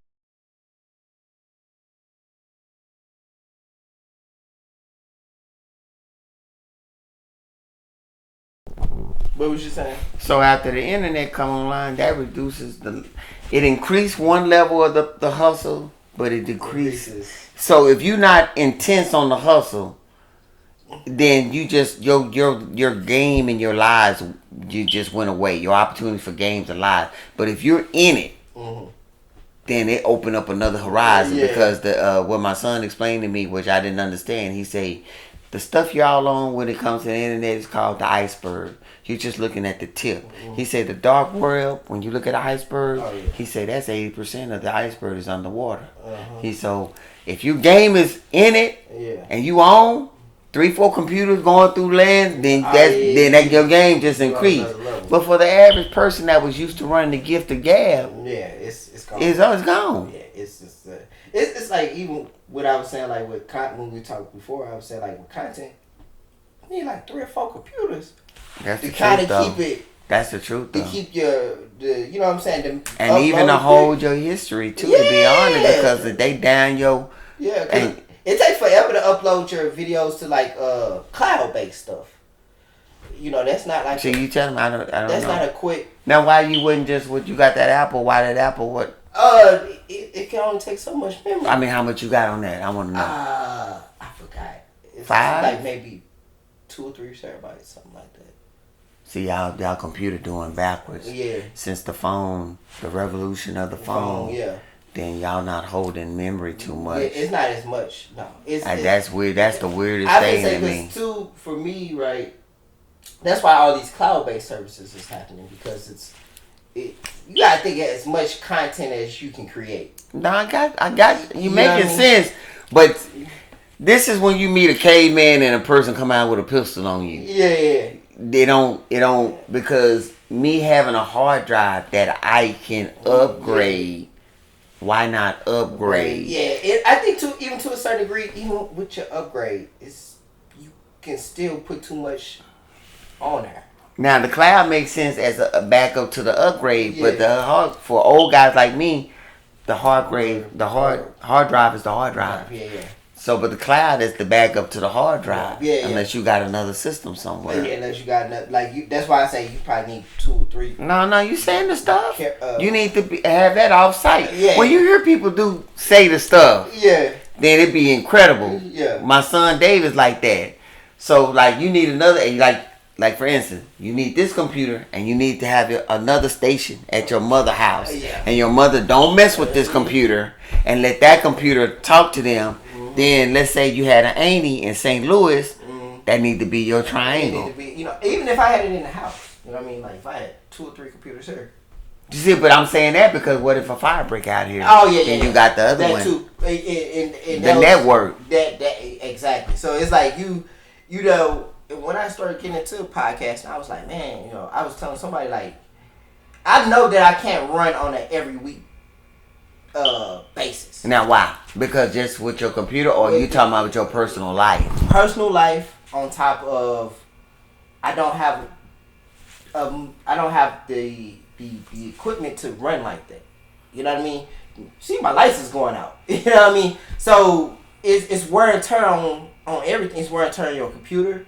It's wear and tear on you know, all these different things. It's wear and tear, and that really happens. You know what I mean? And then I wouldn't be able to constantly do it every week, and then the memory build up, and I got to put it to cloud services. That's what happened. That happened to me before, where on the last podcast, my editing slowed down because it was getting full, and then I was trying to create more content to market the podcast. That's more memory. That's, you know what I mean. It's adding all that stuff up. It slows the process down. Where at first I was just kind of like, oh, I'm just gonna go hard. Then when you go hard, you get stuck. You're like, damn, I can't even edit a video because my computer memory is so packed up. I just started deleting it. Nah, you making sense. You know what I mean? I bought about 3-4 years, whatever. I bought me an Xbox, the latest X, not the Cube, the one before the Cube. They put out before the Cube. I think Xbox 360. What they call it, Xbox. It ain't 360 because it's after 360. Oh, okay. You got 4 levels of Xbox. Xbox, the Xbox 360. Then you got the Xbox I'm on now. Then you got the Xbox Terra or whatever. And I bought a terabit. Terabyte, yeah. Bro. Terabyte, okay. Yeah, no, I bought it. But it don't take. It maybe 5 games, and it's full. That's what I'm saying. I'll tell you. And they want to sell me, and I refuse to download a game. Yeah. Simply because of that, I said, give me the hard case. I'll go chase down the disc. Yeah. Just so after I have to delete something, I can reinstall it. Yeah. Because I think there's like 2 or 3 terabytes. I went through that especially when I started doing podcasts. It was a wrap. Nah, that messed me up, man. Yeah, I'm like, because I remember what 1 gig, you was happy over 5 gigs. And you even when people be like, hey, how much memory? They be like, oh, that's a lot. I be like, bro, when you podcasting, bro, it goes like that. When I was doing music videos, it wasn't that bad. You know, I ain't. Now, why you think that is? Because I didn't do many music videos. Do music. You know, I'm doing hour-long podcasts. I got you. And then I'm so not used to the computer messing up and this and that third. So I'm just going to town. I'm putting all type of stuff, all type of content. Hell, I'm splitting up the episode 1, 2, 3. I'm putting them all together and just having a good time. Man, that shit draining my goddamn computer. It's taking all the memory away. You know what I mean? It's like, even just for that, because like I said, I'm creating other stuff. I'm taking pictures. I'm doing this. Man, when you don't need more to run. That's true. Because on my phone, I got 500 gigs. Yeah. But I can run on that for some whatever. But like you say, I ain't doing videos. Yeah. And When you start doing all that, man, it takes up so much time. I look at all of from a podcasting standpoint. I look at it all man, you need cameras. Editors. No. Because I think my daughter was asking me, and I say, you go somewhere faster when you unify with somebody. Yeah. You can do by yourself, and that's good guerrilla warfare tactics. But having somebody get your back, man, that's something else. Having somebody, what can they do? And if you even vibe or get along with them, that's half the battle. That's the battle. I've tried to tell that to people where it's like, sometimes, bro, it just, man, if I could just vibe with you, I'm cool. If I can vibe, because just to say, for instance, to do podcasting, how many people, for you to take time out of your day to come do a podcast with me, man, I appreciate that. That takes a lot. I mean, not all people are going to do that. I mean, but yeah, this is what when you say I'm not nothing that, I'm not a singer that need to quit his job. I'm not an actor that need to quit his job. I'm not a model that need to quit his job. I'm not a designer. I'm nothing that I need to quit. Like I try to tell anybody, if you can't make money off of whatever it is your passion is, player, this is your hobby. I tell them about the Wright brothers. Yeah. The Wright brothers had a bicycle shop, but they was working on an airplane. Yeah. So I'm having fun. Everybody want to wait till Halloween. Don't wait till nothing. Create your party. Enjoy. I'm getting to talk to somebody that I respect. Mm-hmm. Talk on things. Hang out a little bit. My wife, she kind of respect me doing something. Getting that away from her. That's what Kevin Samuels told this guy. Sometimes you have to go somewhere. You can't just, I don't care if money ain't a situation with you. People like to see you work. Yeah. People like to see you active. Even if you faking it. Yeah. If I'm just making a point. So, but it's something, I don't know. I'm not gonna. People don't like when you say this. I'm not gonna go to Hollywood no time. Nothing. I'm not. I was talking to my daughter's boyfriend, and he said, I said, what you want to do? He said, I want to be a comedian. I said, oh, player. I said, show me the videos on YouTube. Oh, I don't have none. I say, nigga, what is you doing? Right. My whole respect, man. I tried to tell my daughter, he's not a good dude. Right. He a good dude as far as personality, but he's not gonna do nothing. Yeah. Today time, I want to be a comedian. YouTube is right there. Man, so you just gotta learn the parameters of the game. I want to be an analyst. You can do almost, work on it until you can make money or be involved in it, and you don't, but that's just your passion. That's something you enjoy it. Like, for me, I enjoy this, like, for just having a conversation. Yeah, that's true. I just enjoy just having a conversation. Then doing it on camera, then I get to put it up on my YouTube, and I'm like, Man, if I could put it on TikTok, it'd be the mothers.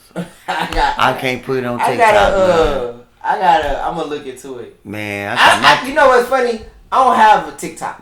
My wife got me on it, bro. My wife think she think I'm cold, bro. Yeah. My wife love me, man. So my wife, you need to go to TikTok. I say, I'm scared, bro. You know, them Chinese, they'll mess you up. Yeah. Baby, go to TikTok. Mm-hmm. Bro. That's what I was saying. The Chinese. I'm not telling you me. Come on now. Look at the age difference. You saying the same thing. I'm scared. I'm scared to go on TikTok. My girl be on TikTok. They was saying something at work about how they can do something. You said, man, they listening. They did this. Man, I say, man. Well, I guess I am kind of fucked because my girl be on TikTok. So she tell they ain't telling. Yeah, that's Eric. That's BlackCurse. AKA BlackCurse. How you doing? Yeah. Hey, identifying, and when your face hit the thing, they. It's so funny because like people be. I met a dude working at UPS when I was working with you. Mm-hmm. Man, this dude, I come in. This dude, he was a black dude, and he said to me, he was like, "Yeah, man, I be looking out the window. Cause they listening." I said, nah, bro. I said, nah, player. Who you talking about listening? Player. Player. They ain't got to use the window, player. That nigga said the government. Nah. I said, man, hold on, wait a minute, hold on, bro. That's what I hated about that place, man. I ain't even got in a fight since that place, man. I said, you know how I was fighting and all that stuff. Bro, I ain't even think about that. 2000, maybe 16, I ain't got into a fight with nobody. You had some really characters. So this dude, I'm like, I said the government. I said, bro. I said that's simple mathematical equation. Let's do it. Simple math, bro. You work. This your only job. This right? Your only job. Yeah. You got the dude was he didn't have no girlfriend. See, come on, that scene there, you getting weirder. Bro didn't do nothing. I think he was still living with his mama. I said, so Let's do simple. Bro, you work at UPS. Come on. Which is a labor job. And part-time. And part-time. You live with your mama. Mm-hmm. You don't have a girl. Mm-mm. You don't I've learned to watch that. You know, on top of that, I don't even think you getting girls. No, I get a weird vibe from you. You don't even know. You're not even motivated to go pay for a woman. Hey, come on, bro. So you mean to tell me they ain't got nothing better to do? You mean to tell me you think the government is watching you when you ain't committing no crimes? You don't even buy pussy. Come on, man. Come on, man. You live with your mama and you think the government is... How much money we gonna get out of this dude a year? It's not that. And you ain't creating nothing. You ain't traveling nowhere. You ain't connected to somebody. You're not even trying to take the government down. Who is you? Who is you? And you seriously think the government... Who is you? Watching you? I was like... You don't even know the cartel. Name a member of the cartel. Name one. I was like, bro, you wasting a lot of time and energy into something that just does not make sense. Like, why would the government... I was telling somebody, I said, you even got to look at it like this. Putting this camera on. And you think if I'm the government, because when you do content and you have to edit, you got to watch the film. Okay. To take... you say, come on, take this out. They watching us more. TikTok or whatever we put this on, they gonna watch us more than they watching him. He ain't even making videos. And I'm like, on top of that, you got to think like, do the government even have that type of money? Not for you. To put into watching they don't have that money. Let me put it to you like this. Oh, you know they working on the money situation with the I can't even think of this dude's name at all. I don't know it. But they the administration is putting on doing what China's doing, and they're gonna be able have the possibility of watching your money. Almost whatever from Venmo, EBT, all the stuff, PayPal, they're gonna be able to watch your money, and your privacy is just getting ready to evaporate. Yeah. They put a blockade where they're fighting this. Mm-hmm. They're imitating China, bro. China can make you spend your money. Mm-hmm. If they pay you $1,000 and you saving it, you good. China say it's expiration if it's not spent. Oh yeah, bro. Yeah. And I'm like. The guy said out of my mouth, he said, why we would dare imitate China? Mm. Like, that's freedom gone. Yeah, right. So, that, from my credit card, that got a chip in it, to your car, to your phone, that's all they needed, bro. What else is it? Unless you step out of bounds. Yeah. It's... Financially, for tax purposes, they lowered it from, it used to be $10,000. If you didn't do no transaction past $10,000, the government, that wouldn't initiate that the government needs to talk to you.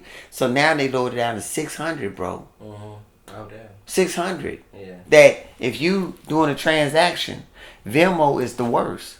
When you do it, if me and you was doing trade money back and forth, whatever reason, some ridiculous stuff. We just giving money back and forth.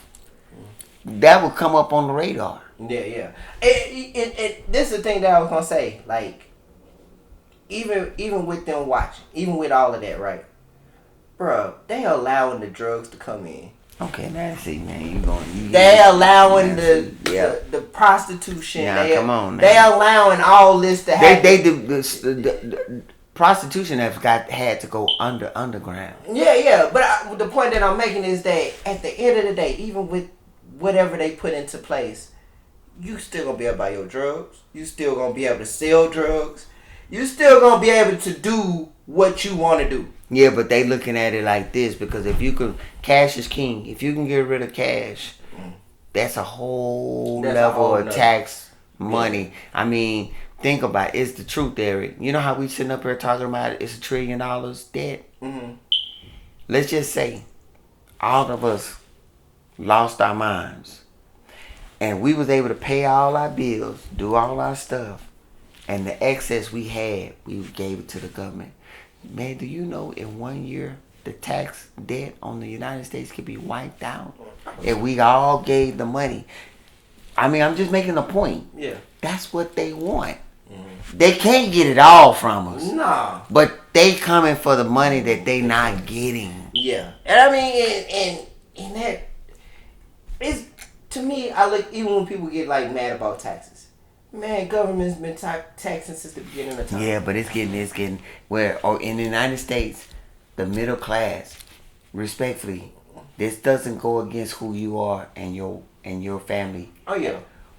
You would have been in the house by now. Easily. Oh yeah. Easily. Yeah. That's gone.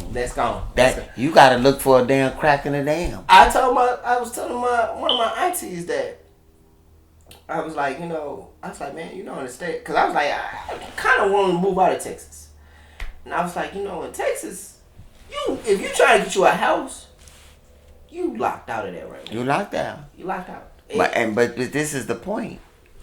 Here's the old dude that I was taking my wife. I was living in apartments in North Dallas, Webb Chapel Extension, and my wife was one of them frail chicks. She couldn't bust babies wide open. So I'm picking her up to keep the strain off of her walking up the stairs. Because in apartments, you always talk, don't stay on the first floor for your safety. So the white woman told me to save your money, get credit. And I used to save my money. And then when I had that problem, like a stupid, just like a dumb dude, like, I'm gonna give me a house. Mm-hmm. And bro, I went and got a house. Yeah.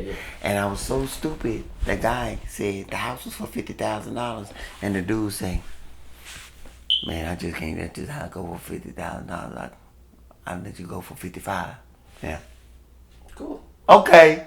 He probably gave you for $35. He could have got it. He could have got it and went through my pockets, and I'm butt naked. Yeah. And I got it. What am I trying to say? That's how easy it was to get into a house. That'll do $3,000. One dude, remember Christian, who I used to hang with? I ain't got no $20,000. I said, man, I'm telling you what I done. I ain't telling you what I imagined. Nah, player, you need at least 10. Nah, you don't. Man, you don't need that. But all that has been phased out. It's phased out. It might come back through a depression. But it's gonna be through a depression, bro. Right, and that's something that I always kind of, once again, goes back to what I've been saying. Like, I kind of want a depression to hit. I'm gonna tell you this: don't want nothing. But I don't want it. It's gonna come. You know what's crazy? This the thing, but it's a saying that I kind of always do when the depression or when it goes down. Mm-hmm. I just hope and pray to God I have a job. A person like you see, this is when your reputation is the reputation. Yeah. I'm telling you, your reputation, when they walk in, everybody that don't come to work, don't do this stuff, they gonna walk them out. Y'all gonna be the skeleton. I used to work at Ashton Chemical in South Dallas, and that's what happened. Yeah. When they downsized and whatever, and the chemical business I was in for microchips, it was big. Yeah. And now it's just a skeleton crew. So guess who they let? They let the first crew. They let some good people go, but they let a lot of people that definitely wasn't known. You'll be one of them people. Yeah. I'm just letting you know. Yeah. I'm not saying, Jerome, don't come back and say, Jerome, I'm telling you, your odds for surviving it is better than the dude that, man, I don't need this job. That'd be the dude that need a job. Cause I done survived maybe 3. Black Friday. I know 2000. I survived 2008. Like what? And I remember 3. I can't name them though. Was it the one where cause 2008 that's when it went real bad. Yeah. I think it was another one after that. And see, y'all don't know. We used to talk about Reaganomics. You ask a black person, what's going on, man? Reaganomics. Trickle down there. That's all we said. That's all. If you say to your mother came in right now. Yeah. Well, mama, what's Reaganomics, baby? Yeah. We survived it. We survived. And that's why I be like, man, I know I survived. It's just, man, I know. But your excess is whatever excess you have now. you almost have to prepare for winter at least in your excess. So if you got two cars gonna come down to one car. Mm-hmm. If you eating out, that needs to be zeroed out. Mm-hmm. Those are the things. Going to shopping, taking a trip, bring that down. Yeah. If you got a Mercedes, sell it or give it back. Yeah. That's how you slim the fat. Yeah. Because you got to get past it. You got to go on a fast. Yeah. That's what Americans, when you hear how bad things at, look at the traffic. Yeah. Do that look like things going bad? No. Okay. but you let everybody tell you it's bad. I ain't gonna lie. Like when a good sign that I saw, because it's like rumors going on at my job and stuff. People scared. I really never be scared. But see, you got connections. Everything that the other average black guy don't see. You got connection. You got reputation. You created a skill for yourself in the industry. Yeah. The other dude, he straight nigga. Yeah. I be looking at it like, everybody saying this, and I be like, one thing that I see as a good sign is that I see people out shopping. When I go DoorDash, people are DoorDashing still. Now with me saying that, no, yeah, you're right. But with me saying that, it's a thing on YouTube where the guy he go through and he look at your evaluation. He doing it in Texas, and so he go through and we spend a whole lot of money. Yeah. So my point is, people arrive to the damn edge of the cliff. I still use that traffic as a meter. It doesn't mean it can't happen. But I'm saying it's still okay. When that traffic dead, then okay now. I ain't gonna lie, COVID. Come on, bro. COVID was like that was it. I survived it by being in the industry that like trash and waste. Yeah. That's how I survived it. And I really couldn't get the depths of a person staying at home and he getting as much money. He's saying, man, I'm making as much money as if I was going to work, because the government's saying we're going to pay you and apartments was supposedly not putting you out. Bro, that would have been, I wouldn't have known. That would have been bad for me. It was crazy because I thought, like, it was crazy because I had got hired, and I want to say it was a week after I got hired, because the whole COVID thing, they were saying we're going to go down to working 3 days a week. Yeah. Man, so that was, we say we were supposed to start that like a week or two later. Right. Bro, we didn't even get to the next weekend. We was doing overtime. Okay, see? But you have to find the thing. And what's funny was like I had just got fired from my other job, and I was just coming. So when they made the announcement and they were saying with the COVID, we don't know, we work 3 days. Other people was panicking.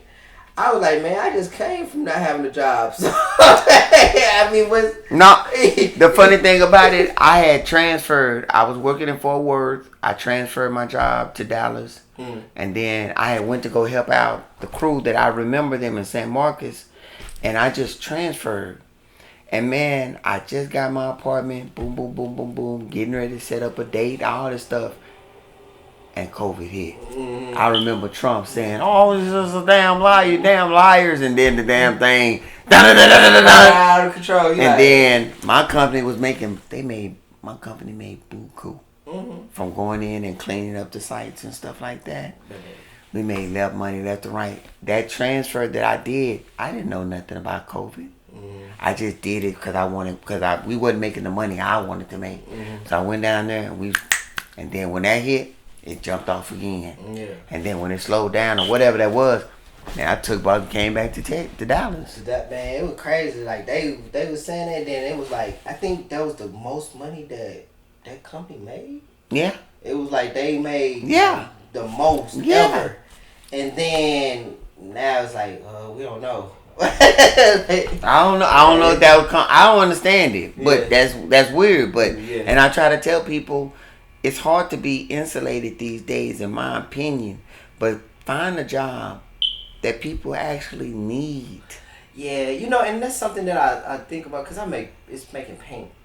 But I always think to myself, let's just say if China came over, hey, player, I know how to make paint.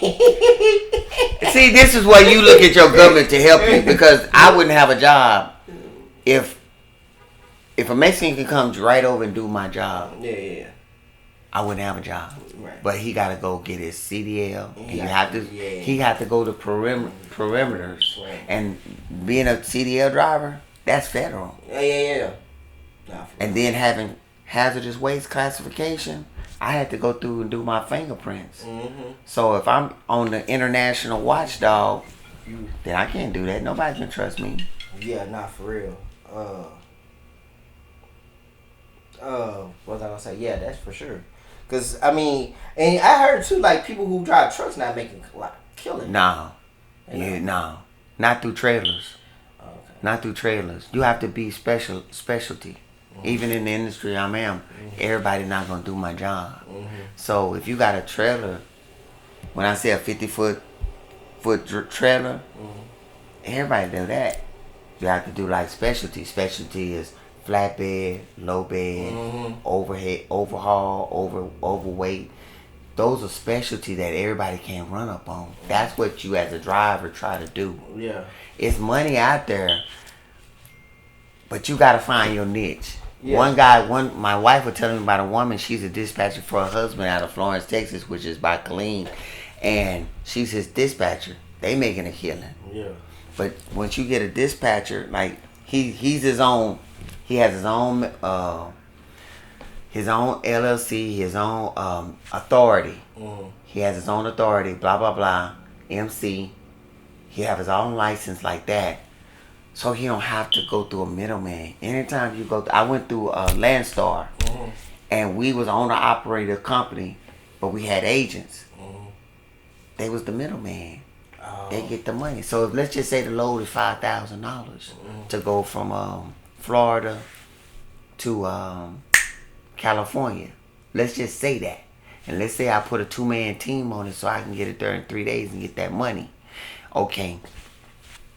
That 5,000 load, the agent gonna get almost like from 50% to 25%. So now that load down to damn 2,500. Dang. I made $100,000 2006.